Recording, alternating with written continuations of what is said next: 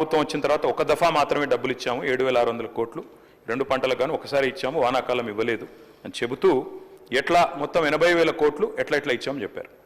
అందులోనే గౌరవ మంత్రి గారు ఒక మాట ఇక్కడ చెప్పారు అధ్యక్ష, ఏదో దుర్వినియోగం జరిగిపోయింది 21,283 కోట్ల దుర్వినియోగం జరిగింది అన్నట్టుగా వారు ఒక ఖాతా ఇచ్చారు. దయచేసి మంత్రి గారు నేను కోరుతా ఉన్నా, మీరిచ్చిన రెండో పేజ్ దయచేసి ఒకసారి చూడండి.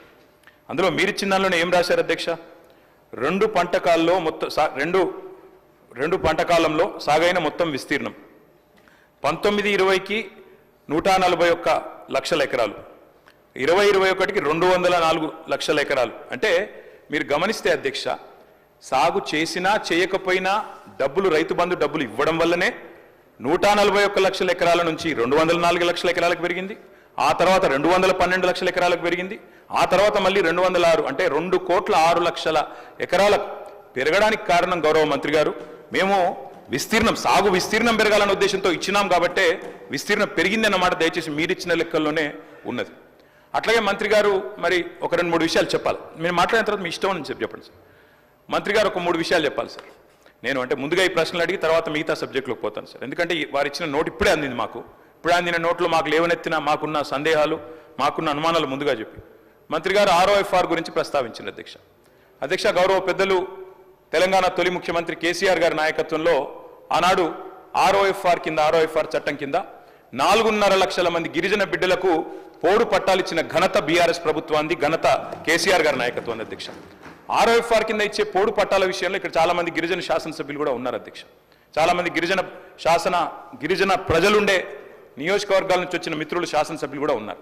ఈ ROFR పట్టాలు గిరిజనుల చేతులు ఏవైతే ఉంటాయో అధ్యక్ష, అక్కడ కనా కష్టం మీద ఒక పంట మాత్రమే సాగు చేసే అవకాశం ఉంటుంది.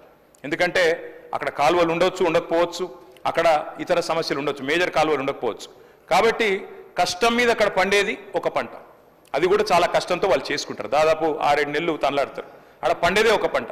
అంటే ఇప్పుడు మంత్రి గారు చెప్పిన లెక్క ప్రకారం ఈ గిరిజన బిడ్డలు ఎవరైతే మేము గతంలో పోడు భూముల పట్టాలు ఇచ్చినామో, ఎవరికైతే మేము 4.5 లక్షల ఎకరాలు పట్టా ఇచ్చినామో వారికి మరి ఈ రెండవ విడత వారు రైతు బంధు ఇవ్వరా?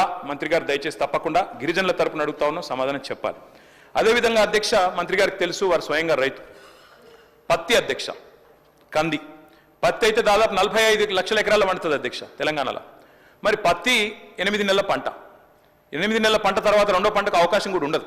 అంటే ఇప్పుడు మంత్రి గారు చెప్పిన లెక్క ప్రకారం మరి పత్తి రైతుకు 45 లక్షల ఎకరాల్లో సాగు చేసే పత్తి రైతుకు ఒకటే పంటకి ఇస్తామన్నట్టుగా ఉన్నది. ఈ విషయంలో కూడా వారు మా సందేహం నివృత్తి చేయాలి. ఒకటే పంటకి ఇస్తారా, 2 పంటలకు ఇస్తారా? కంది కూడా సేమ్ అధ్యక్ష, మీ వికారాబాద్ జిల్లాలో కూడా కంది విస్తృతంగా పండిస్తారు, అది కూడా 7-8 నెలలు. అదే నన్ను చెప్పనండి మంత్రి గారితో విజ్ఞప్తి. ఇంకో రకంగా వెళ్ళొద్దు, ఇది కేవలం మేమేమీ చెప్పలేదు.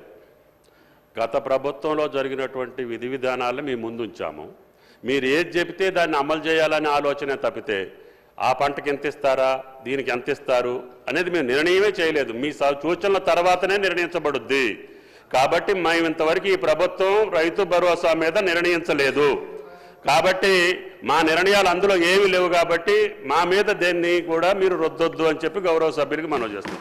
ఏం చేయాలో, ఎట్లా చేయాలో, పత్తికి ఏం చేయాలో, చెరుకు ఏం చేయాలో మీరు చెప్పండి.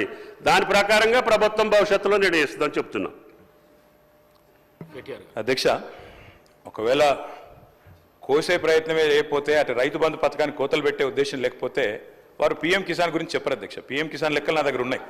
PM కిసానే ప్రామాణికంగా తీసుకుంటే అధ్యక్ష దాదాపు 25%